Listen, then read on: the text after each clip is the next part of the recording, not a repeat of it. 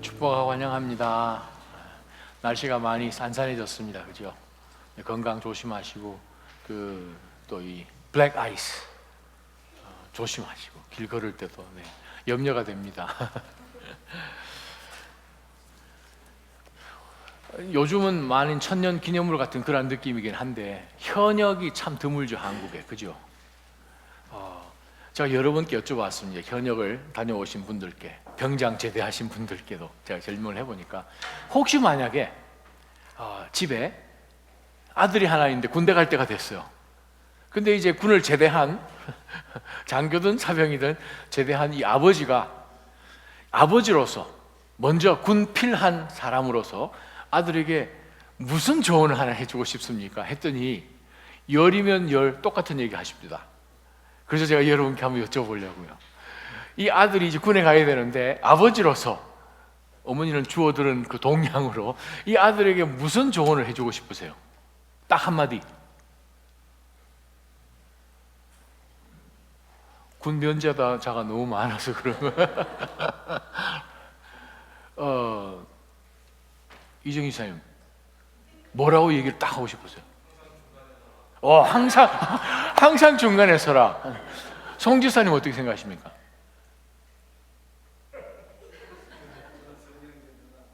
예? 예? 어떻게? 지사님 어떤 조언을 해주고 싶으세요? 줄 잘 서라. 저기 장교 한 분 계십니다. 양 지사님 어떻게 해요? 이 아들이 군을 가는데 이 아버지로서 무슨 조언을 딱 한번 해주고 싶다. 어떤 아이가 복종하라. 아주 다양한, 지금 저기는 장교의 관점에서 나오는 건데 보통 사병들한테 여쭤보면 맞습니다. 줄 잘 서라 그러더라고요. 그게 뭔가 하면 튀지 말라는 거예요. 그죠? 그냥 앞에도 사지 말, 그냥 줄 잘 서서 그냥 알아서 그냥 흘러가는 대로 그냥 가는 거죠. 줄 잘 서라. 인생도 별반 차이가 없습니다. 줄을 잘 서야 됩니다. 그 말은 길을 잘 서야 되는 거예요. 바른 길을 가야 하는 거예요. 사실 우리가 군이든 뭐든 간에 줄을 잘 서는 이유는 지금 잘 눈치를 보고 중간에 아니면 빨리빨리 옮겨야 되는, 그것이 세상이 가르쳐 주는 지혜라고 이야기를 하죠. 근데 문제는 그 다음에 뭔가 일어날지 지금 모르고 뭔가 조짐이 이상하다 그러면 지금 옮기는 거잖아. 그죠? 근데 우리 인생도 마찬가지잖아요. 내일 어떤 일이 일어날지 전혀 모르죠. 이 길이 바른 길인지 전혀 모르죠. 근데 알 수 있습니다. 우리가 가는 이 줄이 올바른 줄인지 아니면 그런 줄인지 알 수 있는 방법이 있습니다. 바로 그 방법을 오늘 본문을 통해서 우리가 찾아볼 것입니다. 사무엘상 20장 한번 보시면 24절부터죠. 24절 하반절부터 이제 마지막 42절까지 아주 중요한 시점. 여러분 이 말씀을 읽으면서 여러 가지 관점에서 여러 각도에서 봐야 되는데 사건이 두 장소에서 일어납니다. 두 각각 다른 시간에서 일어납니다. 한쪽 장소는 아주 편안한 장소예요. 모든 사람이 인정해주고 들어가고 싶고 누리고 싶고 소유하고 싶고 안정적이고 평안하고 한 왕궁에서 일어난 일이에요. 다른 한 장소는 외로워요. 추워요. 아무도 없어요. 동조해주는 사람도 없고 다들 손가락질하고 외톨배기 같은 그러한 불안전한 장소에서 일어납니다. 근데 그 두 장소 가운데서 한쪽은 미래가 있고 한쪽은 미래가 없어요. 근데 지금 당장 보면 이 줄은 확실한 줄인데 조금 지나보면 그 줄이 동아줄이 아닌 거예요. 썩은 동아줄인 거예요. 정말 우리가 인생 살아갈 때에 무엇을 보고 그럼 이것을 판단을 해야 되는가 하는 것을 오늘 본문을 통해서 한번 찾아보기를 원합니다. 자, 24절 하반절부터 우리가 31절까지 말씀 한번 읽어보도록 하겠습니다. 초하루가 지나자, 시작. 초하루가 지나자 왕은 식탁에 앉아 음식을 먹었습니다. 왕은 늘 앉는 벽 쪽 자리에 앉았고 반대쪽에는 요나단이 그리고 사울의 옆에는 아브넬이 앉았습니다. 하지만 다윗의 자리는 비어 있었습니다. 그런데 그날 사울은 아무 말도 하지 않았습니다. 속으로 다윗에게 무슨 일이 있나 보군. 의식을 치르기에 정결하지 못한 게 분명해 라고 생각했던 것입니다. 그러나 다음 날 곧 그 달 둘째 날에도 다윗의 자리가 비어 있었습니다. 그러자 사울이 아들 요나단에게 말했습니다. 왜 이새의 아들이 식사하러 나오지 않느냐? 어제도 그러더니 오늘도 그렇구나. 요나단이 대답했습니다. 다윗이 베들레헴에 가게 해달라고 제게 간절히 부탁했습니다. 자기 가족이 베들레헴 성에서 제사를 드려야 하는데 자기 형이 그곳으로 오라고 했다면서 자기를 생각한다면 형제들을 볼 수 있도록 보내달라고 간청하기에 보내주었습니다. 그래서 그가 왕의 식탁에 나오지 못한 것입니다. 사울은 요나단에게 불같이 화를 내며 말했습니다. 너 반역자며 사악한 여자의 자식아, 내가 그 이새의 아들 쪽을 택한 걸 내가 모를 줄 아느냐? 내게도 망신이지만 널 낳아준 어미에게도 망신이다. 이새의 아들이 이 땅에 살아있는 한 너와 내 나라는 세워지지 않을 것이다. 사람을 보내 다윗을 끌어오거너라. 그놈은 죽어야만 한다. 아멘. 오늘 본문의 말씀이 요나단이 이제 먼저 다윗을 만난 다음에 다윗이 정말 이 사무엘에게까지 피했지만 사무엘 있는 것까지 사울이 군사들을 3차례나 보내고 4번째는 자기 자신이 군사를 데리고 와서 이 다윗을 잡아 죽이려고 하는 그러한 정말 절대절명의 순간에, 그전에는 하나님께서 사람들을 통해서 다윗을 보호해 주시다가 어느 순간에는 하나님께서 우리 인생 가운데 그렇게 하시듯 직접 개입하셔서 군인들이 다윗에게 손을 대지 못하도록 하나님의 영을 그 가운데 넣어서 그들이 막 그냥 예배하는 사람들로 막 예언을 하는 가운데 그냥 주저앉아 버리는 장면을 우리가 보았습니다. 그랬더니 이제 사무엘에게 피해, 사울도 어떻게 못하는 예언자인 사무엘에게 피했는데도 불구하고 그것까지 쳐들어온 사울 때문에 이제 다윗에게는 더 이상 이 이스라엘 가운데는 피할 곳이 없는 거예요. 그래서 마지막에 사울의 아들 요나단을 이제 마지막으로 만나는 장면이 바로 우리 지난 시간까지 보았습니다.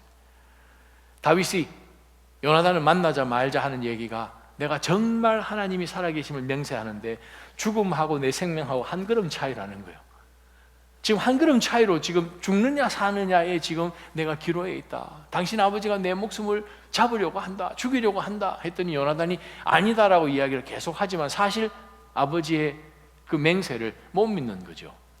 그래서 그 두 사람이 그러면 이번 달 초에 하나님 앞에 예배드리는 바로 그 특별한 그 예식 가운데서 우리 가족이 모여서 식사를 할 터인데 그때 한번 아버지께 물어보겠다라고 이야기를 하고, 너는 그때까지 들판에, 에셀 그 들판에 숨어 있어라 라고 이제 이야기를 약조를 하고 난 다음에 그 다음에 이제 일어나는 장면입니다. 자, 오늘 본문의 말씀을 한번 들여다보면, 자, 23절 하반절입니다. 24절 하반절. 이제 초하루가 이제 되었습니다. 음력 초하루가 되어서 왕은 그 식탁에 앉아 이제 음식을 먹는데 25절에 보니까 사울 마음 가운데 항상 내가 이 왕이 있는 동안에 누가 나를 공격하면 어떡하지 하는 그런 불안감이 늘 있어서 사울이 어디에 앉아 있는지 한번 보세요. 항상 어디에 앉아 있습니까?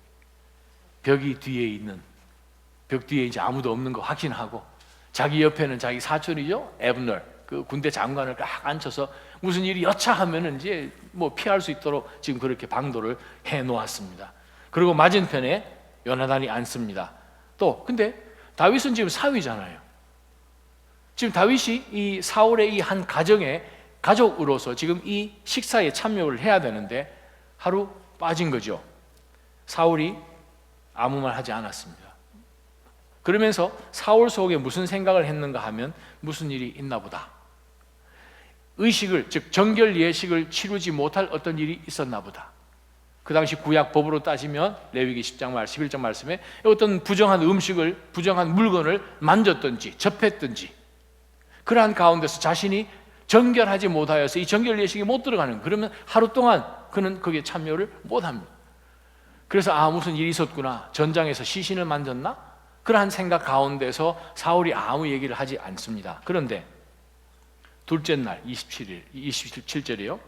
둘째 날에는 참여를 해야 되는데 부정하다면 근데 그날도 동일하게 다윗이 안 나타나는 거예요. 그래서 사울이 아들 요나단에게 묻습니다. 이 이세의 아들이 오늘 또 빠졌구나. 어제도 그러더니 오늘도 그렇구나 라고 이야기를 합니다. 요나단이 다윗과 약조했던 이야기를 아버지에게 이렇게 이야기합니다. 다윗이 베들레헴에 가게 해달라고 제게 간곡히 부탁했습니다. 베들레헴 성에서 가족이 제사를 하나님 앞에 드려야 하는데 자기 형이 그곳으로 오라고 해서 지금 꼭 자기를 좋게 생각하신다면 요나단이요 저로 하여금 가족과 함께 가서 제사를 드리고 올 수 있도록 해주십시오 라고 저한테 꼭 부탁을 하길래 제가 보냈습니다. 그래서 지금 그가 둘째 날인 오늘도 식탁에 못 온 것입니다 했더니 그 다음 말씀 보세요. 지금 이 요나단은 어떤 길에 서 있는가 하면 정말 이 다윗을 위하여서 자신의 유익, 자신에게 보장된 왕자니까 그 모든 것을 다 내려놓고 다윗이 가는 그 길을 지금 요나단은 축복하고 있습니다. 지금 우리가 세상적인 관점에서 보면 요나단은 지금 줄을 잘못 선 겁니다. 사울 편에 서야 자동적으로 그냥 왕위가 자기에게 떨어지는 거죠. 이 엄청난 나라인데 어려서부터 그 왕이 이 왕궁에서 다스리고 온 나라의 주인이 되어서 날아가서 전쟁도 하고 하는 가운데 존경을 받고 하는 그 왕궁의 호화로운 그 삶이 얼마나 몸에 익었겠습니까? 편했겠습니까? 좋았겠습니까? 근데 말씀을 보게 되면 요나단은 세상 사람들이 생각하는 줄 잘 서는 가운데서 전혀 다른 줄에 지금 서 있음을 봅니다. 성도는 이 세상을 살아가는 가운데서 정말 믿음의 줄을, 믿음의 길을 선택을 하고 가는 것이 얼마나 중요한지 모릅니다. 요나단의 입장에서는 이건 가서는 안 되는 길이지요. 그럼에도 불구하고 요나단은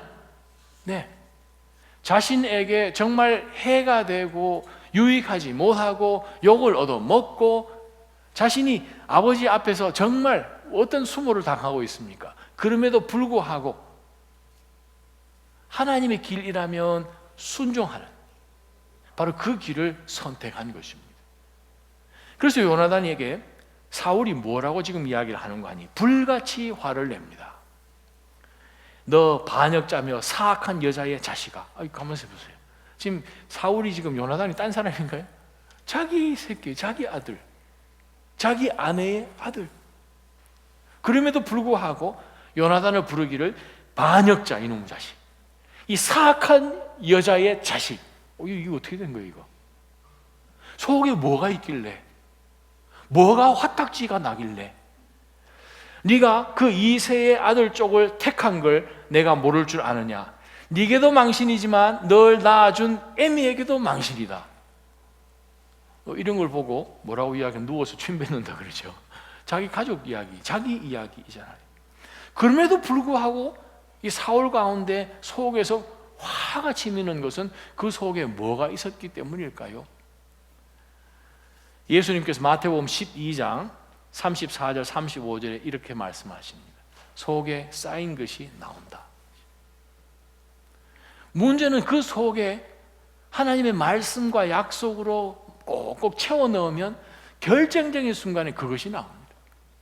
근데 그 속에 다른 자기 자신의 나라를 지켜야 되고 어떻게 해서 목숨을 취해서라도 남을 억압해서라도 이걸 내가 지켜야 되겠다 하는 가운데서 속에 하나님께서 이미 사무엘상 15장에 사무엘을 통하여서 사무엘이 사울을 컨프런트 했을 때에 이미 하나님께서는 당신에게서 그 나라를 빼앗아서 당신 이웃 더 좋은 왕에게 넘겨주셨습니다 라고 말씀을 선포했죠.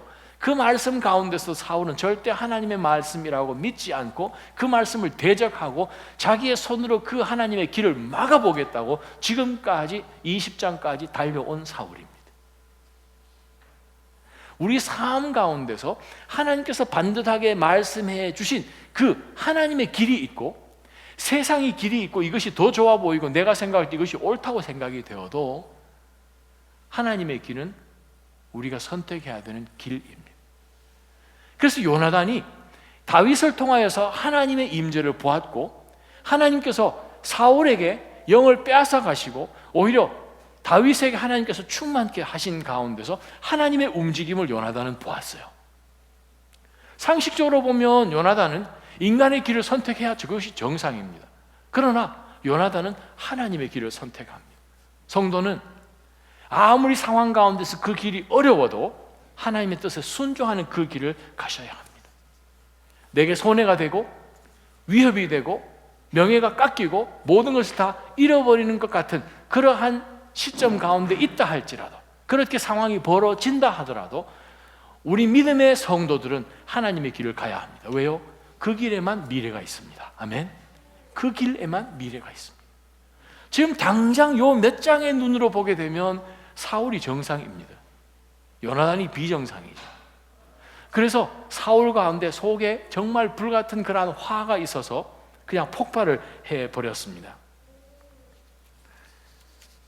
잠언 22장 24절에 보게 되면 화를 잘 내는 자와 사귀지 말고 성을 잘 내는 사람과 다니지 마라 라고 말씀하십니다.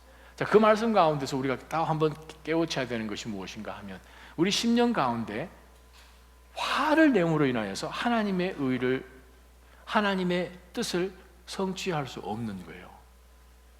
그래서 우리 마음 가운데 어떻게 해서 자기 절제로, 오히려 나중에 요나단이 보여주는 의분은 있습니다. 사울은 화가 낸 이것을 우리는 의분이라고 하기가 힘든 것이, 사울이 폭발해버린 것은 무엇입니까? 하나님의 뜻이고 뭐고 상관없는 거예요.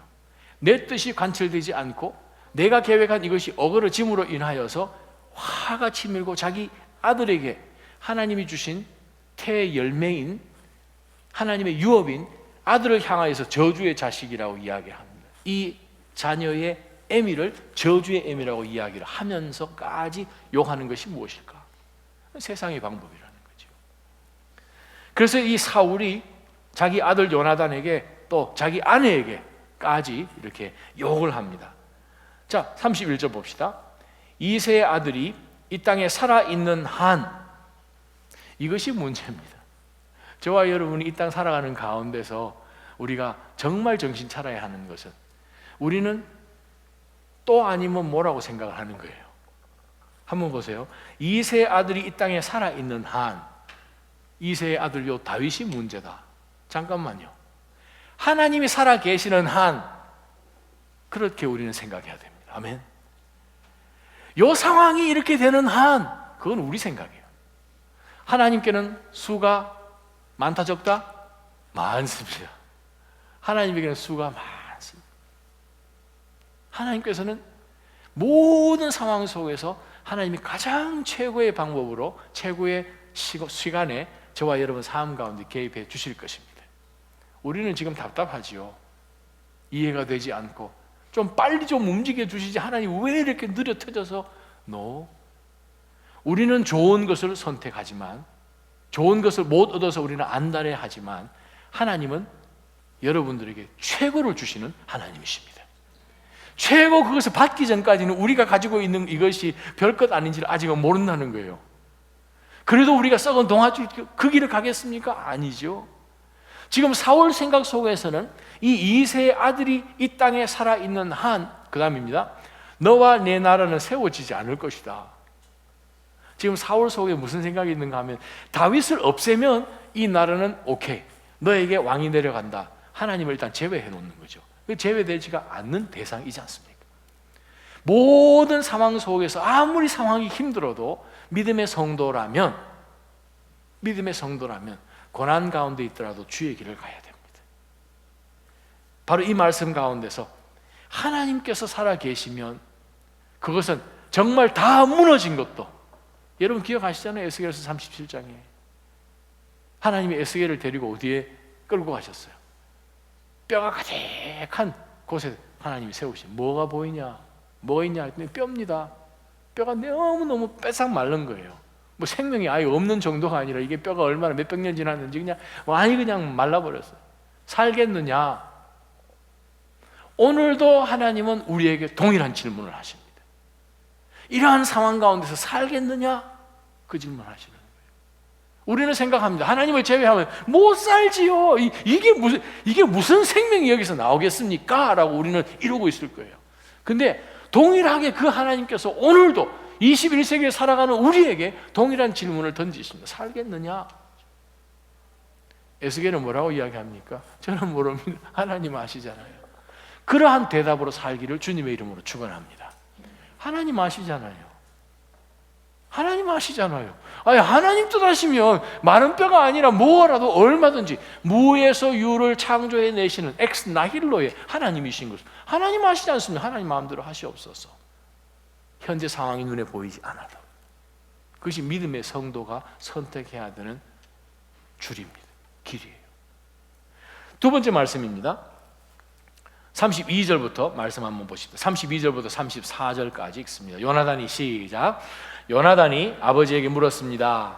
왜 다윗이 죽어야 합니까? 그가 무슨 짓을 했다고 그러십니까?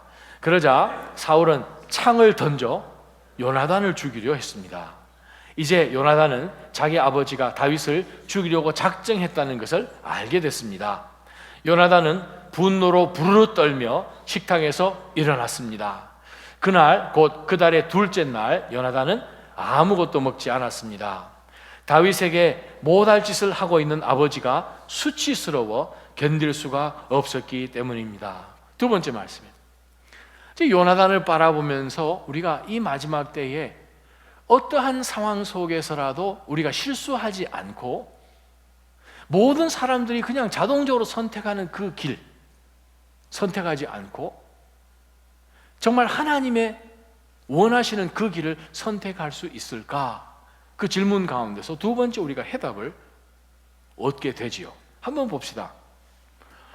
자, 이 이새의 아들이 나타나지 않은 것으로 인하여서 사울이 지금 화를 내고 저주를 하고 지금 그러한 가운데서 요나단이 이제 아버지에게 마지막으로 이제 확인을 이제 해봐야 되죠. 왜 아버지 다윗이 죽어야 한다고 생각하십니까? 왜 다윗을 그렇게 끌고 오라고 명령까지 하시면서 죽이라고 하십니까? 아니, 그가 아버지에게 이 나라에 무슨 잘못을 했다고 그러십니까? 라고 이제 질문을 탁 던졌더니 말이 필요 없는 거예요. 여러분, 사울이 지금 어떤 상황이에요? 미친 거죠. 강단에서 할 얘기는 아니지만 이거 미친 거죠. 아니, 그냥 얘라 이놈아 니도 다윗하고 똑같다 하면서 창을 그냥 던져버린 거예요. 지금 아버지로서 기름 부음을 받은 왕으로서 하나님의 거룩한 제사장의 나라를 대표하는 왕으로서 하나님에 대한 것을 완전히 없고 지금 모든 것이 자기 손아귀 속에 있다고 생각을 하니까 아들도 아무 상관없이 죽이려고 하는 정말 타락의 끝을 걷고 있는 사울의 모습을 봅니다.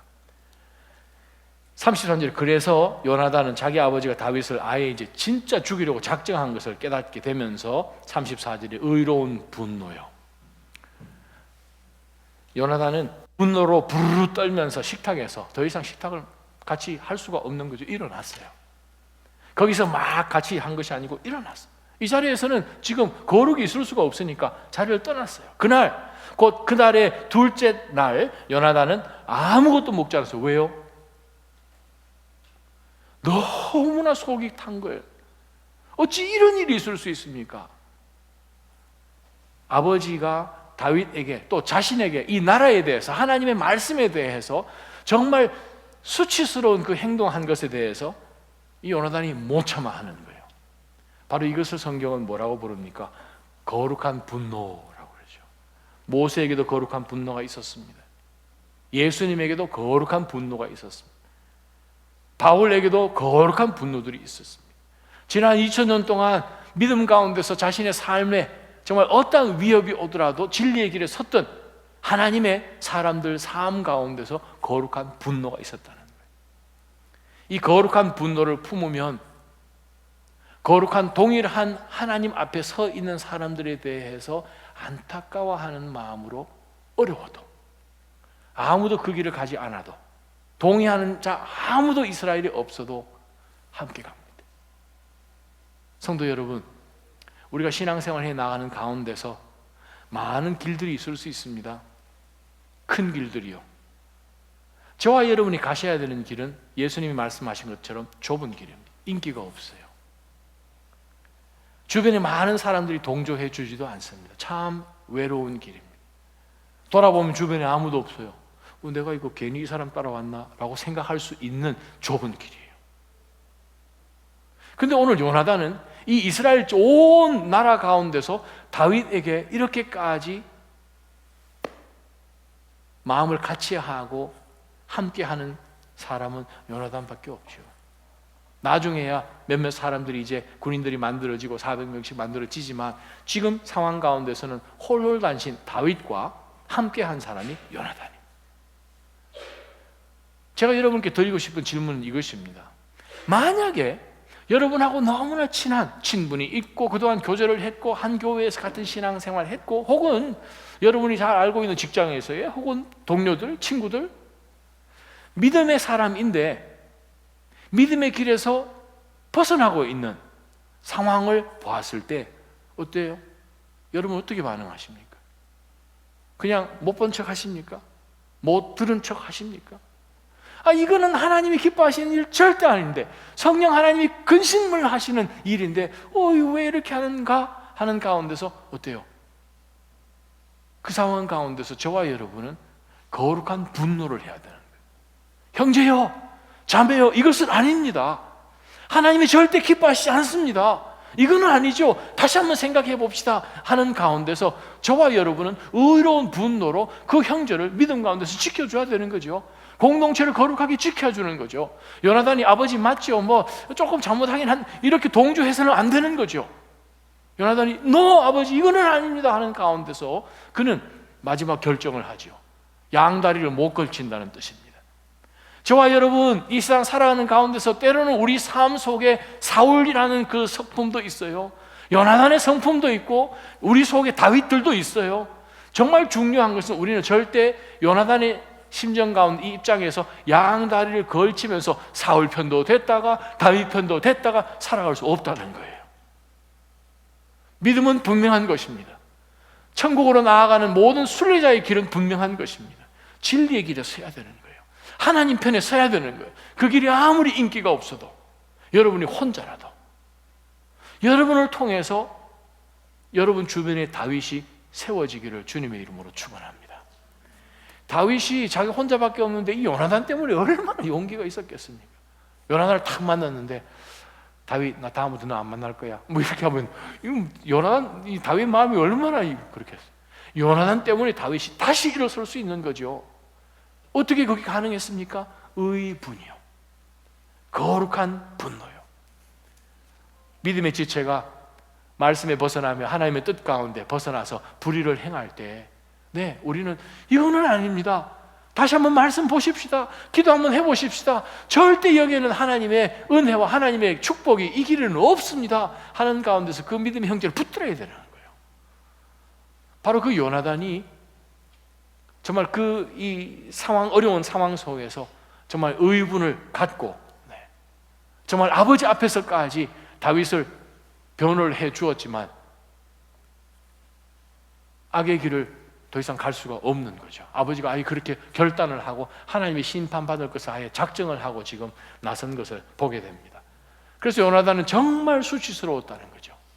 우리 현대 우리 믿음의 성도들의 디모데후서에도 나오지만 하나의 특징 중에 뭔가 하면 부끄러움이 없는 거예요. 로마서 2장에도 부끄러움이 없는 거예요. 죄를 지어도 부끄럽지가 않은 거예요. 두꺼운 거예요.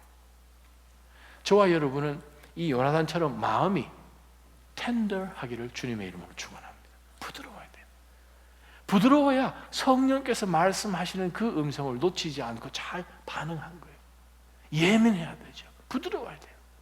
수치스러운 거예요. 사울은 이거 당연한 거지 이게 무슨 수치냐 하지만 요나단은 수치스러워서 식음을 전폐할 만큼 그 마음이 굉장히 상심되어 있는 것을 우리는 봅니다.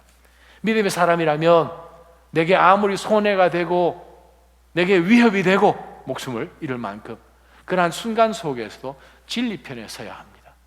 진리 편에 서야 하는 그 이유는 바로 그 길이 하나님의 뜻이 하나님의 나라가 세워지는 길이기 때문에 그렇습니다. 요나단은 알았어요.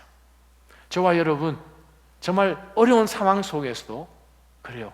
절대로 세상과 하나님의 나라를 한쪽씩 발을 얹어서 그렇게 살지 않고 분명하게 주의 길 가운데 늘 서 있기를 주님의 이름으로 축원합니다. 세 번째 말씀 보세요. 34절부터 후반절부터죠. 수치스러워서 그 다음에 어떻게 일을 했는지. 35절부터 한번 42절 마지막까지 읽어보겠습니다. 아침이 되자, 시작. 아침이 되자 요나단은 한 소년을 데리고 다윗을 만나기 위해 들판으로 나갔습니다. 요나단이 그 소년에게 말했습니다. 달려가 내가 쏘는 화살들을 찾아오너라. 소년이 달려가자 요나단은 소년의 머리 위로 화살을 쏘았습니다. 소년이 화살이 떨어진 곳에 다다를 즈음 요나단은 소년의 뒤에서 소리 질렀습니다. 화살이 내 앞에 있지 않느냐. 요나단은 소년의 뒤에서 계속 소리 질렀습니다. 서성대지 말고 빨리 달려가거라. 소년은 화살을 주어 요나단에게로 돌아왔습니다. 소년은 이 모든 것을 전혀 알지 못했습니다. 요나단과 다윗만 알 뿐이었습니다. 그러고 나서 요나단은 소년에게 자기 무기들을 주며 말했습니다. 가거라, 이것을 성에 다시 갖다 놓아라. 소년이 가고 난 뒤 다윗은 바위의 남쪽에서 일어나 땅에 엎드려 3번 절했습니다. 그리고 그들은 서로 입을 맞추고 함께 울었습니다. 다윗이 더 많이 울었습니다. 요나단이 다윗에게 말했습니다. 평안히 가게, 우리가 여호와의 이름으로 서로 의형제를 맺지 않았는가? 여호와께서 자네와 나 사이에 또 자네 자손들과 내 자손들 사이에 영원히 증인이시네. 그러고 나서 다윗은 길을 떠났고 요나단은 성으로 돌아갔습니다. 아멘. 세 번째 말씀, 우리 인생 길 가운데서 많은 순간에 우리는 갈래길을 만나죠. 때로는 5거리, 6거리를 만나죠. 우리 길에는 신호등이 있으니까 신호등 따라가면 되죠. 우리 인생의 신호등을 잘 봐야 되는데 절대적인 기준이 되는 인생의 신호등은 뭐겠습니까? 그건 하나님의 말씀인 거예요. 하나님이 계시하시는 것이 인생의 신호등이거든요. 자, 지금 세 번째, 우리가 삶 가운데서 그러면 이러한 갈래길을 만날 때에 어떤 길을 선택해야 되는지를 한번 찾아보도록 하겠습니다. 자, 35절에 이제 아침이 그 다음날 됐어요. 하루 종일 지금 이제 요나단이 지금 밥을 안 먹고 지금 식음을 전폐했어요. 요나단은 한 소년을 데리고 이제 다윗을 만나기 위해 이제 들판으로 나아갔습니다. 이것은 바로 앞장, 우리 20장, 우리 22절까지 다윗과 요나단이 약속한 그대로 지금 시행을 하기 위해서, 약속을 지키기 위해서 요나단이 들판으로 나가는 장면입니다. 자, 요나단이 그 소년에게 말했습니다. 달려서 내가 쏘는 화살들을 찾아오느라 하고 이제 소년이 막 달려가는데 소년 앞으로 이렇게 쏘면 무슨 뜻이에요? 지난주 저만 예배 참석한 거 아닌데 어떻게 해요? 도망가라, 그죠? 소년이 있는데 앞에 쏘면 괜찮다, 와라. 이제 그 사인을 지금 한 거죠. 그래서 소년이 이제 화살 찾으러 가는데 이제 소년을 넘어서 이렇게 쏴버리니까 뒤에서 요나단이 계속 큰 소리로 소리 지르기를 화살이 네 앞에 있지 않느냐. 그래서 요나단이 계속 뒤에서 서성대지 말고 빨리 달려가거라 했더니 이제 소년이 화살을 주었어요. 요나단에게 돌아왔어요. 39절입니다. 소년은 이 모든 것을 전혀 알지 못했지만 요나단과 다윗만 알 뿐이었습니다. 요나단과 다윗만 알 뿐이었습니다. 세 번째 우리가 깨달아야 되는 것이 있습니다. 요나단하고 다윗만 알 뿐이었습니다. 그게 어떻게 그게 가능해요? 약속했으니까. 두 사람은 이렇게 합시다 하라고 언약을 맺었거든요. 여러분 요한복음 2장에 보면 예수님께서 가나에 가셔서 물로 포도주를 만들어내시는 첫 번째 기적을 베푸실 때에 그게 기가 막힌 말씀이 9절에 있죠. 어떻게 이 회의장이 지금 잔치하는 총 매니저가 어떻게 됐는지를 알지 못하는데 뭐만 알더라? 물 떠온 하인들만 알더라. 그렇죠? 언약의 관계예요. 보았다는 거죠. 성도는 무엇입니까? 저와 여러분 누구입니까? 하나님의 언약 안에서 함께 묶여져 있는 사람들이에요. 그러면 하늘의 비밀을 알겠습니까? 모르겠습니까? 알지요. 그러면 우리가 서로 만날 때 무엇을 상기시켜 줘야 됩니까? 우리 알잖아요. 저와 여러분은 하나님 때문에 연결되어 있는 사람들이잖아요. 언약의 한 공동체이잖아요. 그랬더니 지금 소년은 몰라요. 주변 세상 사람들이 저와 여러분이 소유하고 있는 하늘의 간절한 이 소망, 의의 소망, 예수 그리스도를 통하여서 성령 주신 그것, 성령을 통해서 우리 가운데 은사 주신 이것들, 세상 사람들 왜 알겠습니까? 저와 여러분은 아시잖아요. 그러면 우리의 신앙생활 가운데서 때로는 어려움에 처해지고 도무지 알지 못하는 상황 속에 있을 때 혼자 함께 언약 공동체인 믿음의 지체가 그것을 상기시켜주는 거죠. 두 사람만 알잖아요. 두 사람만 알잖아요. 두 사람이 알았기 때문에 소년이 다시 돌아왔는데 무슨 의미인지는 전혀 알지 못하지만 반대편 굴 안쪽에 숨어있던 다윗과 크게 소리쳤던 요나단은 이미 스스로 정말 이 소년이 알 수 없는 이상한 하늘의 언어처럼 왔다 갔다 한 거예요. 이미 메시지가 통한 거예요. 저는 저와 여러분들이 공동체 안에 함께 신앙생활하는 가운데서 서로 그냥 눈빛만 한번 찔끗 이렇게 해도 아는 그러한 이 감동이 있기를 축원합니다. 이 시간 한번 연습 한번 해봅시다. 옆에 사람 이렇게 한번 해보세요. 눈 한번 찡그려 보세요. 이 한마디로 다 통해야 돼요. 이거 한마디로 다 통해야 돼요. 말이 필요 없잖아요. 손잡아요. 내가 안다 이 말이잖아요. 그렇지 않습니까? 안다 이 뭔디야 안다 그렇죠? 그거잖아요. 다른 거 있습니까? 기도 제목 올라오잖아요. 때로는 말로 다 얘기 못하잖아요. 다 누구랑 다 나눕니까? 알잖아요. 바로 그러한 이 통해 있는 그것이 예수 그리스도와 함께 동행하는 길이거든요. 알잖아요. 엠마오 가는 그 두 제자가 예수님 말씀하실 때 뜨거워지잖아요. 연결되어 있으니까. 바로 그것을 요나단과 다윗은 공유했다는 거죠. 그래서 그 다음 일을 진행을 한번 봅시다. 40절 보니까 그러고 나서 요나단이 소년에게 자기 무기를 주면서 네 이거 성에 갖다 놔라. 갖다 놨어요. 소년이 떠났어요. 그랬더니 다윗이 바위의 남쪽에서 일어나 나타났어요. 땅에 엎드려서 3번 절했습니다. 3번.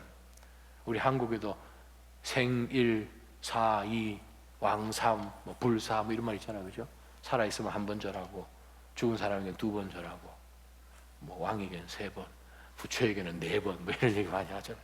자, 그래서 지금 이 다윗이 나타나서 요나단을 향하여서 3번 절하고 난 다음에 두 사람이 만났어요. 입을 맞췄어요.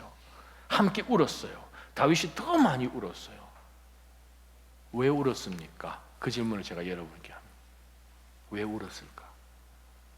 이 해답을 찾으려면 신약에서 찾을 수 있어요. 신약에 밀레도라는 곳에서 어느 한 사람이 누구? 사도행전에서 바울 사도가 에베소에 있는 장로들을 빨리 오시오 해변가에 만났어요. 목을 어긋대고 울었어요. 왜요? 왜요? 다윗이 나아가는 이 길 가운데서 예루살렘으로 갈 때 어떠한 고난이 닥칠지 뻔히 눈에 보이는 거죠. 에베소에서 신앙생활하는 가운데서 그 사단의 온갖 공격 앞에서 정말 온갖 로마의 핍박 속에서 믿음을 지키고 신앙의 순수성을 보존할 수밖에 없는 영적 전투 가운데 내던져진 장로들을, 교회의 리더십들을 보는 가운데서 서로를 아는 거예요. 말이 필요 없는 거예요. 어떻게 그 험한 그 길을 신앙을 지키고 가려 하오? 바울이요 예루살렘 가면 어떤 고난이 앞에 기다리고 있는지 알지 않습니까? 필요 없죠. 말이 끝내고 그냥 해변가에서 엉엉 울었던 모습처럼 지금 다윗과 요나단이 입을 맞추고 심히 울었습니다. 왜 그렇습니까?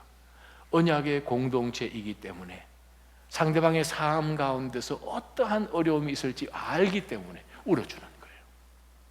여러분, 세상은 그냥 좋은 거예요. 좋은 게 좋은 거예요. 그냥 웃고 즐기고 그냥 야 지화자 좋다 하면서 그냥 하면 그건 세상적인 거고, 때로는 눈물을 흘리고 정말 마음에 정말 억장이 무너지는 거지. 어떻게 이 일이 하는 가운데도 우리가 그 길을 갈 수밖에 없으면요, 믿음의 형제와 믿음의 자매의 길이기 때문에 그렇습니다.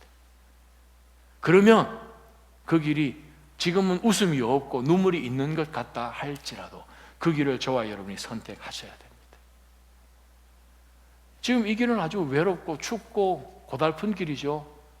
사울의 길을 선택하면 왕궁 안에서 즐기고 포도주며 뭐 만찬이며 에브리데이 파티하고, 네. 누가 봐도 이것은 안정적이고 성공한 것 같잖아요. 끝을 성취를 했으니까. 질문: 사울의 길에 미래가 있습니까? 다윗의 길에는 미래가 있습니까? 있어요. 예수님을 통하여서 우리에게까지 그리스도의 왕으로 우리 가운데 오실 만큼 영원한 다윗의 위를 허락해 주신 거거든요. 아멘. 이것 때문에, 이 길 때문에 저와 여러분이 오늘 이 자리에 와서 예배 드리게 되었습니다. 믿으십니까? 바로 이 사건 때문에요. 이걸 우리가 생각해 보면서, 와, 지금 내가 선택하는 것이 지금은 아직 동의도 안 되고 뭘 알 수도 없고 그 다음에 어떻게 될지 모르지만 믿음으로 갑니다. 아멘 하면서 그것을 선택을 하면 그 길이 어떠한 영원한 영향을 미칠지는 하나님만 아십니다.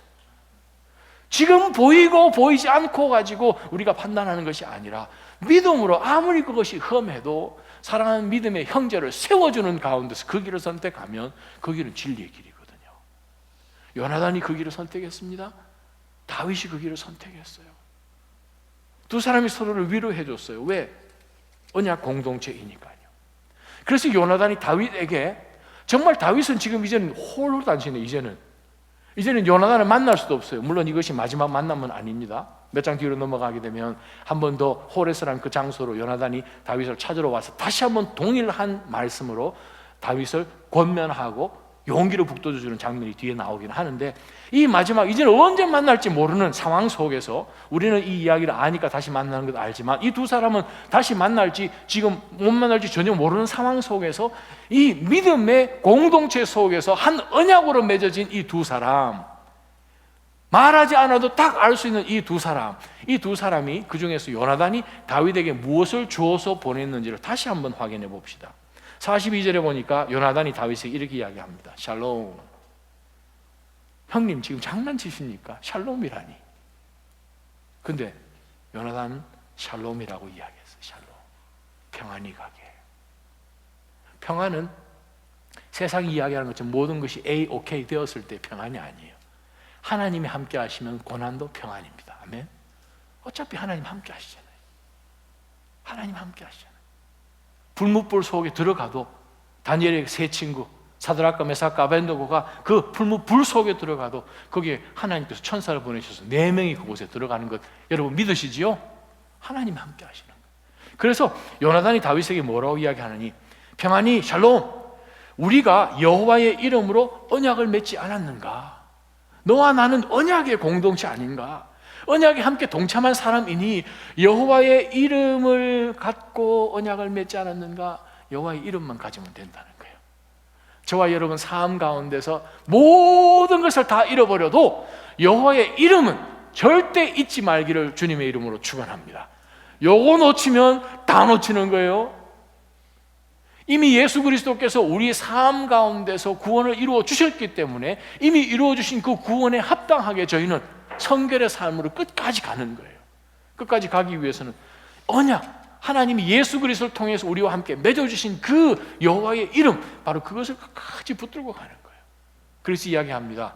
바로 이 좁은 길, 아무도 가지 않은 길 가운데 요나단이 선택을 했을 때 요나단이 어느 정도의 믿음의 선포를 하는지 보세요. 네 자손들, 내 자손들, 벌써 보는 게 다릅니다. 그죠? 사울은 자기만 보는 거예요. 네와 내 왕국만 보는데 이미 믿음을 가진 사람에게는 수대로 봅니다. 수천대로 봅니다. 여러분, 우리의 기도의 영역이 더 넓어지기를 원합니다. 지금 당장 이것이 아니라 우리의 자녀와 우리의 자자손손에 이르기까지 하나님 우리의 이 가정과 우리의 가문을 주님께서 지키시고 축복하시옵소서 하는 그러한 넓은 멀리 보는 그러한 눈을 가지고 서로의 믿음의 성도들 가운데서 그러한 믿음의 권면이 있기를 원합니다. 이 자리에서 제가 짧게 한 군데 성경을 말씀 보기를 원하는 것은 바로 시편 1편이에요.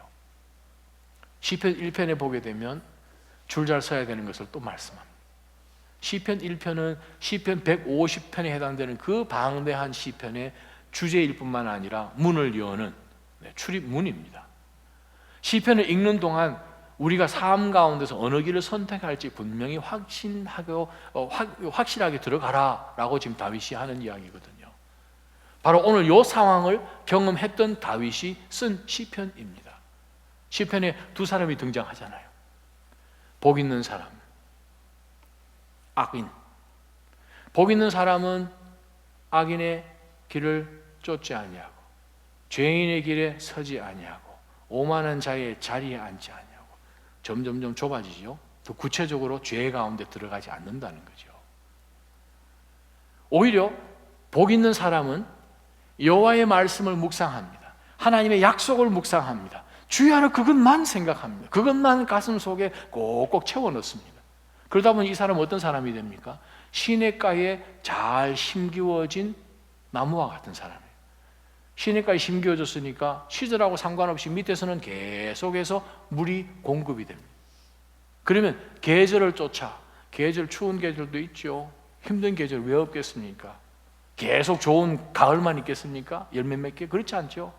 고난 가운데 겉으로는 고난도 있고 잎도 떨어지고 추위도 불고 바람도 불고 하지만 밑에서는 계속해서 하나님께서 공급해 주신다는 거예요.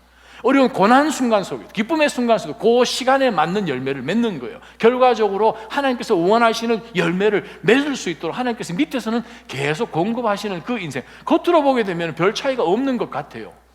그러나 복 있는 사람은 하나님의 말씀을 늘 묵상하다 보니까 삶 가운데서 밑에서 말씀이 계속해서 그 사람에게 생명을 공급해 주는 것을 경험을 하다 보니 시절을 따라서 열매를 맺습니다. 한편 악인은 어떻습니까? 꾀를 내는 사람이에요. 어떻게 해서 인간의 방법으로 그것을 성취할 것이라고 악을 도모하는 사람이에요. 남을 경멸하고 멸시하고 오만한 자리에 앉지요. 이것이 다라고 생각하고 하나님과 적이 되죠. 근데 그 인생은 어떻다고 다윗이 이야기합니까? 바람에 나는 겨와 같은 거예요. 결말이 있죠. 하나님의 길을 선택하는 것은 미래가 있습니다. 의인의 어셈블리가 있어요. 하나님과 만나는 굉장한 예배 자리와 천국 가운데서 영원함이 있습니다. 악인은 그렇지 못한, 절대 여기 못 들어온다. 바로 그것이 저와 여러분 삶 가운데서 분명하게 생각해야 될 선택입니다. 인도에 속담이 하나 있습니다. 번연나무 밑에는 아무것도 안 자란다라는 그 말이 있어요. 인도에 있는 아주 큰 나무예요. 번연나무는 뿌리도 크고 나무도 커서 몇 년 지나면 그것이 막 웅장해서 뭐 가지와 잎과 그냥 거의 너무너무 굉장해서 그 밑에 그냥 이 인도 노인들이 그냥 앉아서 장기 뜨고 놀고 새들도 깃들고 굉장해요. 아주 굉장해요. 나무로도 쓸 수 있고 아주 웅장한 나무, 번연나무라 그러는데, 근데 그 나무가 워낙 울창하다 보니까 나무가 한참 지나서 나중에 죽고 나면 무슨 일이 벌어지는 거 하니, 이 나무가 워낙 울창하다 보니까 밑에 아무도 못 자라요.